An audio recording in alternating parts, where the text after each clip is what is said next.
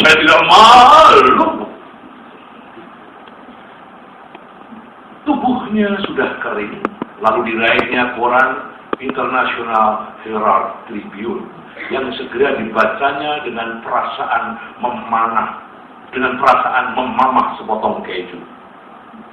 Jenderal itu orang lapangan, tidak tertarik pada politik dan tidak cocok dengan pekerjaan administratif. Seorang prajurit diuji di lapangan. Ujarnya, bukan di belakang meja. Hidupnya memang habis di medan tempur. Sejak umur belasan tahun ia sudah ikut bertempur dalam perang kemerdekaan sebelum akhirnya direkrut menjadi tentara. Setiap kali ada tak selalu bersenjata dan tak selalu seperti orang yang sedang memberontak, tapi sama berbahayanya. Jadi harus disikat juga. Jenderal itu masih berenang dalam hujan. Kolam renangnya berubah jadi merah. Mula-mula seperti ketampilan sirup, tapi kemudian mengental. Sang jenderal berenang dalam lautan darah. Darah itu merah, jenderal, katanya kepada diri sendiri. Dalam hujan yang makin lama makin menderas, jenderal pensiunan itu berenang dengan tenang, dengan perasaan yang sangat santai. Memang sudah waktunya aku pensiun, pikirnya lagi.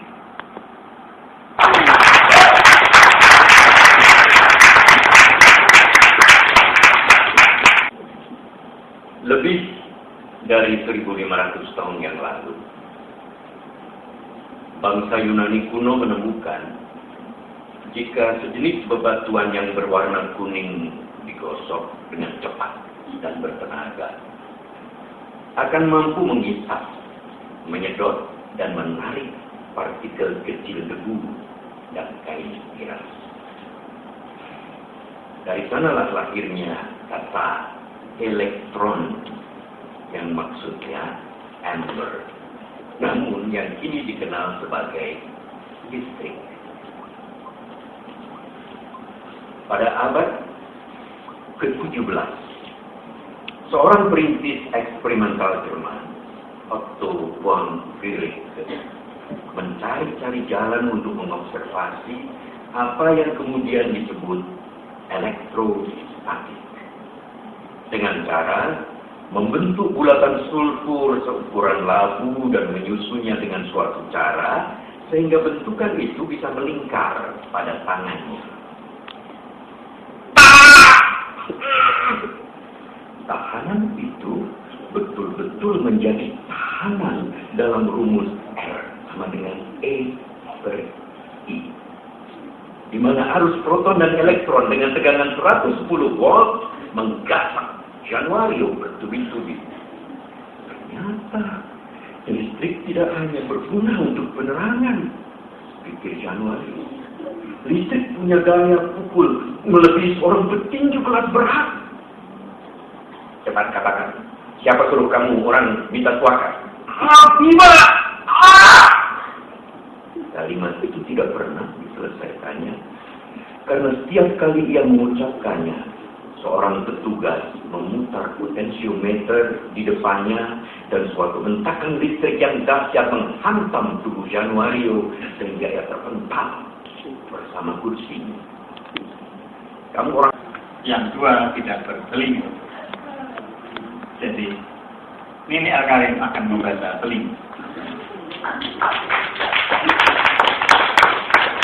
Itulah tentang kekacauan, kata Alina kepada juru cerita itu. Maka juru cerita itu pun bercerita tentang telinga. Pada suatu hari yang indah, Dewi mendapat kiriman dari pacarnya yang sedang bertugas di medan perang. Kiriman itu adalah sebuah amplop coklat.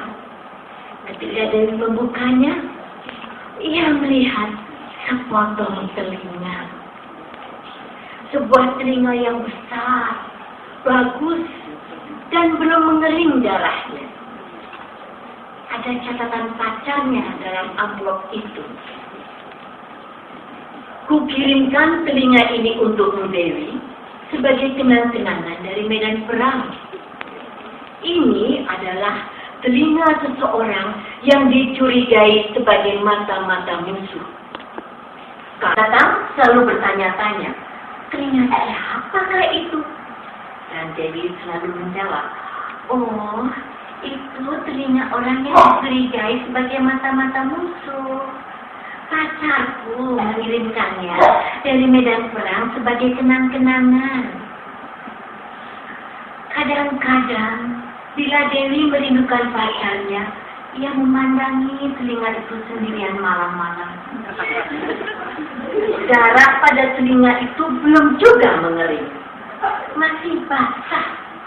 Begitu basah, sehingga kadang-kadang menetes ke lantai. Dewi kadang-kadang memotong telinga orang. Jika tidak, engkau akan sangat menderita. Percayalah bahwa aku sangat bangga akan dirimu. Aku sangat senang menerima kirimanmu.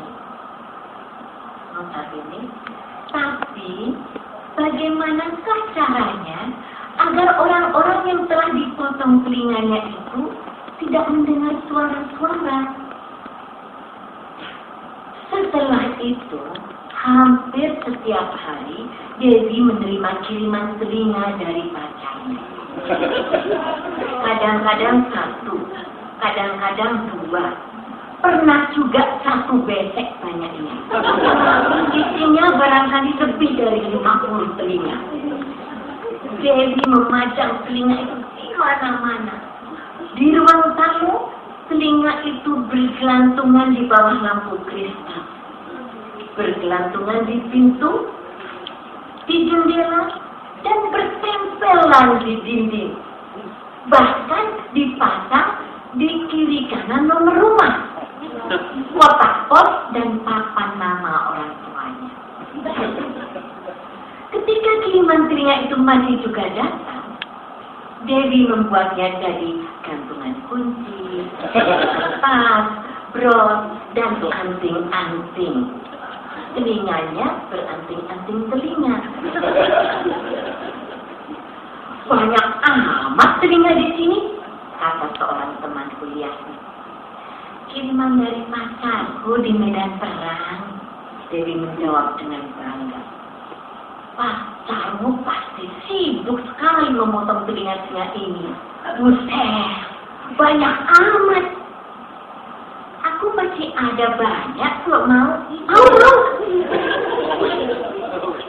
Meskipun Tapi rupa-rupanya kalau itu dianggap musik, bisa. Jadi saya persilakan Ayolah yang sudah mengubah musiknya.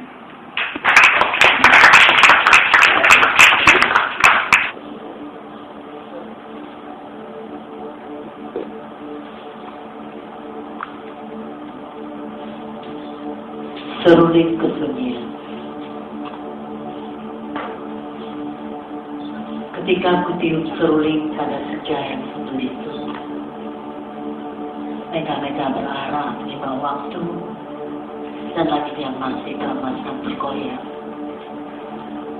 Sehingga pada semesta itu kulihat bibirmu yang tipis tersenyum begitu dingin, begitu jauh, yang segera memudar dalam bayangan burung-burung yang mengepakkan sayapnya melintas ruang, meninggalkan semacam teriakan, semacam cerita, supaya jangan ditinggalkan sendirian menjelang malam yang kelam, yang hitam, yang tanpa ampun gelapkan perasaan. Kutiup serulingku di tepian angin yang menggerakkan pemandangan dari padang ke padang, dari jurang ke jurang, dari hutan yang satu ke hutan yang terbakar, yang asapnya membumbung menggelapkan langit, menjelma kota-kota yang riuh rendah, hiruk pikuk menebarkan cahaya listrik yang menyilaukan tiap mata yang sudah lama berkaca-kaca dalam kedukaan, yang tetes air matanya menipis seperti hujan membanjiri selokan dan kamar-kamar, sehingga perahu yang ditambatkan itu mengapung terbawa arus ke masa yang silam. Ketika kusaksikan rombongan para pengungsi dengan kereta-kereta tak beroda bergerak mengangkut buntalan nasib dalam sorotan cahaya dari sebuah mercusuar yang menggunakan konser dengan partitur yang ditulis dengan darah yang masih basah dan akan selalu basah dan akan selalu menetes-netes, sehingga nada-nadanya yang merah selalu berubah tertentu arah di bawah lapisan yang tak pernah mengenal matahari. Dengarlah aku, kata itu. Setiap malam aku bermimpi tentang cerita itu, cerita kesakitan, cerita itu. Oh, ku dengar isakan ibu dari malam yang ketika kerbauku mulai berjalan lawan waktu, sambil tetap mengunyah memamah dia perumputan yang hijau membentang bak permadani tergelar sampai Ciprawali, yang memunculkan sejumlah penari balet yang berloncatan ketika langit yang di ujung itu bergulung seperti layar sebuah panggung, dan kerbauku memasukinya menuju ke dunia yang lain. Tepat barangkali saja kutemukan dirimu di balik lampu yang bergoyang perlahan ditiup angin malam, di balik kesentuhan yang terbatas. Tapi bagaimana mencarimu di antara begitu banyak orang berkuda dengan pedang di punggungnya, yang menyebut di antara gedung-gedung pencakar langit yang tumbuh seperti cendawan menyuburkan belantara kecemasan.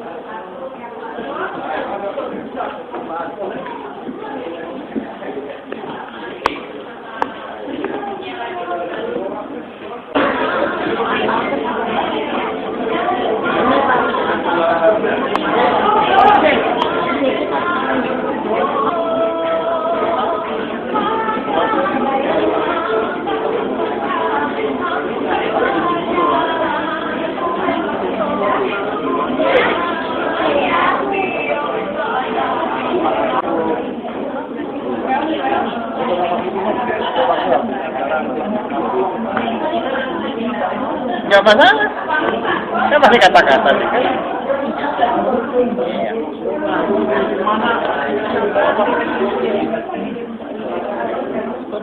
Ya itu permintaan produsernya. Ya nanti semua. Ya selama diminta, selama drama ya. Jadi itu harus dikembangkan.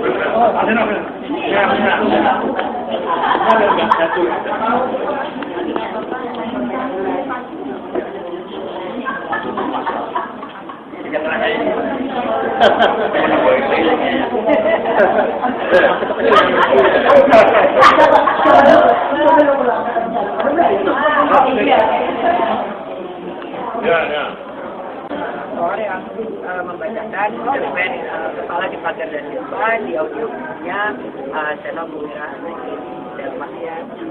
dalam bukunya Trilogi Infinite.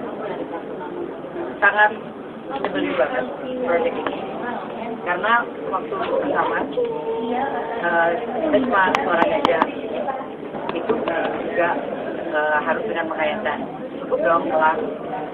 Nggak tahunya dipanggil lagi untuk launching, di mana ada yang kini menjadi gempar dan berteriak-teriak dengan emosi meluap-luap, sementara para wartawan yang selalu menanggapi peristiwa menggemparkan dengan penuh gairah segera memotret saksi mata itu dari segala sudut sampai menungging-nungging sehingga lampu kilat yang berkadap membuat suasana makin panas. Saudara saksi mata, di manakah mata saudara? Diambil orang. Diambil. Maksudnya dioperasi.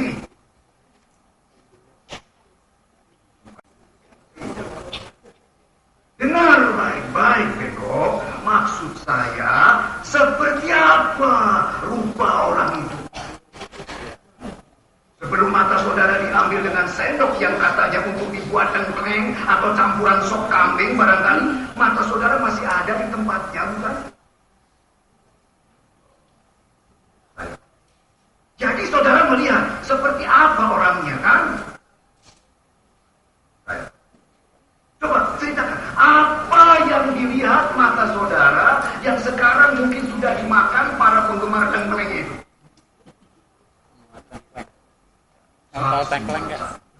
Tengkleng itu jadi nah, pengunjung di ruang pengadilan menahan. Ada beberapa orang. Berapa? 5. Di film. Mukanya ditutupi. Iya, Pak. Cuma kelihatan matanya. Saya tahu. Ninja, kan? Nah, itu, Pak. Ninja. Mereka, Pak, yang mengambil mata saya dengan sendok. Lagi-lagi hadirin ribut dan saling bergunjing seperti di warung kopi. Lagi-lagi Bapak Hakim yang mulia mesti mengetuk-ngetukkan palu supaya orang banyak itu menjadi tenang.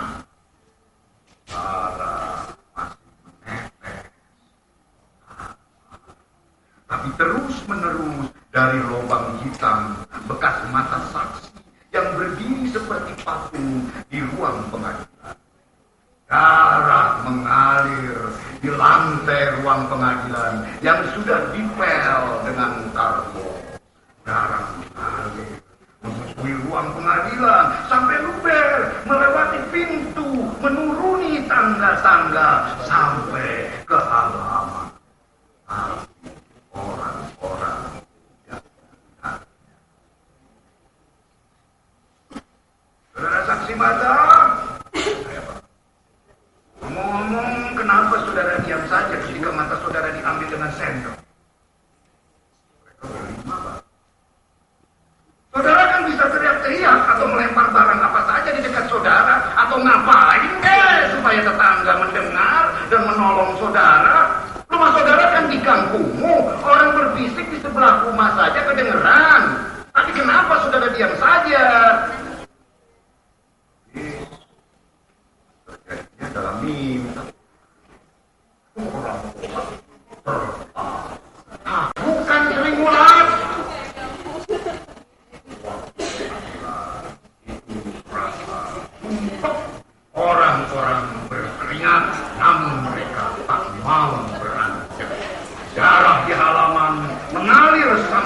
tempat parkir, hakim meneruskan pertanyaan. Saudara saksi mata tadi mengatakan terjadi di dalam mimpi. Apakah maksud saudara kejadiannya begitu cepat seperti dalam mimpi?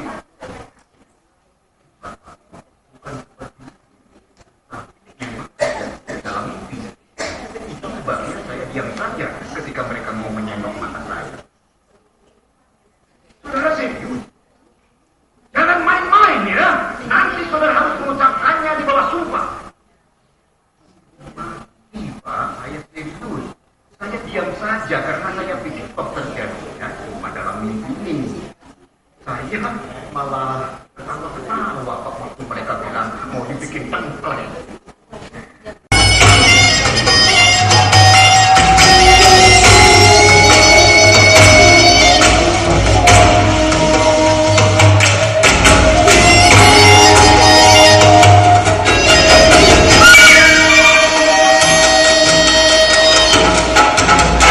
Nonton tari bareng belum? Udah Secara langsung Iya. di Bali gitu maksudnya. Iya. Berarti Anda pernah ke Bali ya? Pernah? Saya juga nonton langsung. Jadi di panggung kita itu nonton di depan.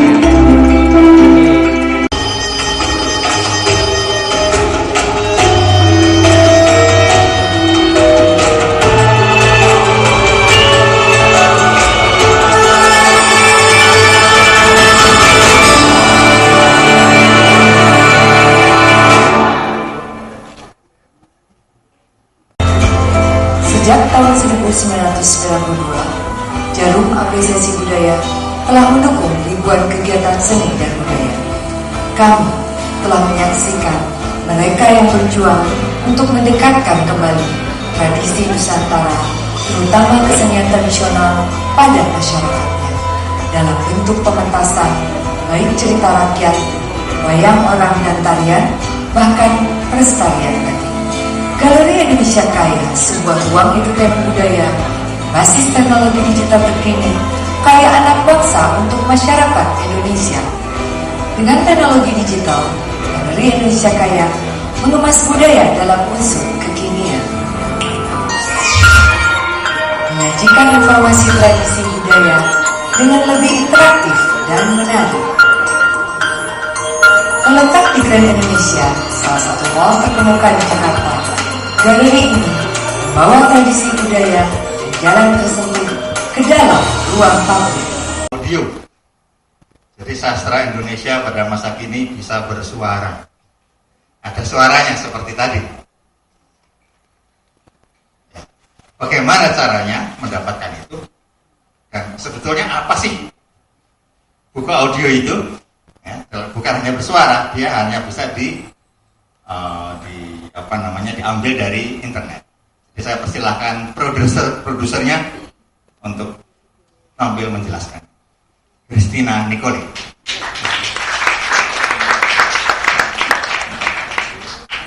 Terima kasih. Selamat malam semua hadirin. Terima kasih sudah datang pada acara peluncuran buku audio trilogi insiden karya Pasien Miraji Dharma. Malam ini sebelum saya mulai menjelaskan mengenai secara teknis bagaimana Anda bisa download buku audio itu apa dan selanjutnya, sebelumnya saya ingin mengucapkan terima kasih untuk beberapa orang, yaitu banyak sekali orang yang bekerja pada proyek ini sampai selesai. Jadi Digital Archipelago itu buah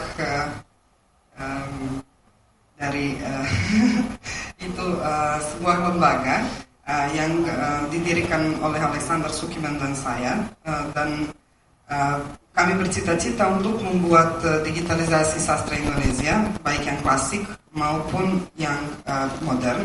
Nah, kami pada edisi pertama ada 3 buku, yaitu Rongeng Duku Paruk yang pernah dilihat pada tanggal 7 Maret juga di Galeri Indonesia Kaya. Kemudian Pengakuan Pariem karya Palinus Suryadi, dan ketiga dalam edisi pertama itu adalah karya Pasien Miraji Dharma. Nah, jadi Sebelumnya saya ingin mengucapkan terima kasih untuk dukungan moral dan material dari Galeri Indonesia Kaya. Ketika pembacaan pertama terjadi dari buku Saksi Mata, ketika pertama kali terbit. Nah, begitu pula berkat Dewan Kesenian Jakarta yang dengan dalam kesempatan ini kami juga ingin berterima kasih karena mereka memberi rekaman itu kepada kami sehingga kami bisa menggunakannya. Nah, selanjutnya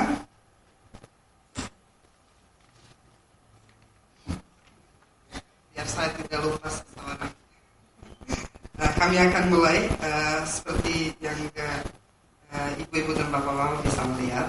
Jadi para narator kami ingin berterima kasih kepada Pak Adi Kurdi, Ibu Ayu Laksmi, Pak Butet Kartarjasa, Badian Sastro, Ibu Laksmi Notokusumo, Pak Landung Simatupang, Pak Leon Agusta, Mbak Maudi Kusnaidi, Pak Nikola Saputra, Mbak Ninik El Karim, Mbak Ria Irawan, Pak Remi Silado, Ibu Renija Jusman, Pak Sito Srengenge, dan juga Pak Seno Gobiraji Dharma yang membacakan buku ketiga, yaitu ketika jurnalisme dibungkam, sastra harus bicara.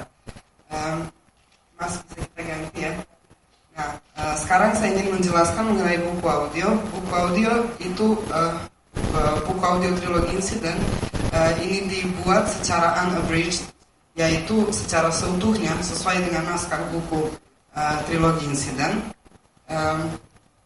Dan sebelum saya melanjutkan ini, saya juga ingin berterima kasih kepada Pak Ajar Prabowo yang memimpin studio Suara Maju, kemudian Pak Jaduk Frianto yang memimpin studio Kuaetnika, dan juga Pak Anak Agung Anam Darsana di Denpasar, pemimpin studio Antida yang membantu kami menghasilkan rekaman suara yang sangat bagus.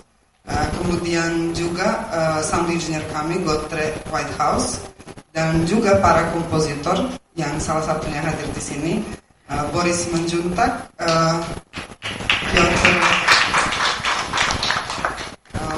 Piotr Komorowski, dan Ibu Ayu Laksmi di sini. Mata, kedua novel Jazz Parfum dan Insiden, dan ketiga kumpulan esai ketika jurnalisme dibungkam, sastra harus bicara. Nah, buku itu dapat diperoleh melalui aplikasi iPhone, misalnya yang seperti ini. Hanya dengan cukup mengetik buku audio di Google atau buku audio app atau aplikasi, sehingga bisa mendapatkan aplikasi bebas biaya yang kemudian berisi in-application purchases. Jadi konten atau buku-bukunya akan mesti dibayar, tapi hanya dengan harga yang cukup terjangkau. Jadi kalau dijual secara seutuhnya trilogi insiden harganya 119.000. Kalau dijual per buku hanya 49.000, dan kalau dijual per cerpen hanya 19.000. Saya rasa kita semua dapat membeli. Nah, sekarang saya ingin menjelaskan sedikit mengenai aplikasi. Jadi setelah bukunya dibeli dan di-download, ketika di-download kita bisa melihat play di atas. Jadi kita tinggal play, itu selalu akan ada di dalam iPhone kita. Dan kalaupun kita pindah iPhone, settingnya juga dapat dipindah. Jadi buku kita tidak akan hilang, selamanya akan milik kita. Kemudian bagian ke bawah, bagian yang merah ini download, itu dapat dilihat kalau misalnya kita belum sempat hari ini download semua, kita dapat mendownloadnya besok atau seminggu kemudian ketika kita ingin mendengarkan bagian itu. Nah, selanjutnya kalau kita masuk ke dalam buku, misalnya contohnya di sini Rongeng Buku Paruh, kita ada berbagai cara untuk memakai rekaman itu. Jadi kita bisa langsung play kalau kita merasa kita sedang dalam keadaan di mana kita ingin diceritakan atau didongengkan lebih lambat, itu bisa 2 kali lipat lebih lambat dimainkan, kemudian 2 kali lipat lebih cepat. Kemudian kalau kita lupa, kalau seumpama angkat telepon atau sesuatu, kita bisa dengarkan atau 30 detik terakhir, atau kita bisa loncat ke bagian berikutnya yang setiap bagian itu dibagi 10 menit. akan bisa di-download pada pertengahan bulan April ini. Semua informasi itu dapat dilihat di website www.digitalarchipelago.com, atau jika bapak-bapak dan ibu-ibu download aplikasi, langsung di aplikasi akan ada berita untuk setiap penguploadan dan setiap availability dari itu. Terima kasih. Itu ada para relawan asing suka menghubungi saya. Antara lain seorang perempuan dari Italia gitu ya, yang sering mengoperasi para korban perang itu. Saya minta ketemu. Oke, saya datang. Dan dari semua ceritanya, pengalaman dia sebagai relawan itu, hanya satu yang saya ingat kalimatnya. Kenapa sih kepala anaknya itu harus ditancapkan di pagar rumah orang tuanya? Ya kalau pengarang begitu, ingat terus jadi cerpen. Silakan ya.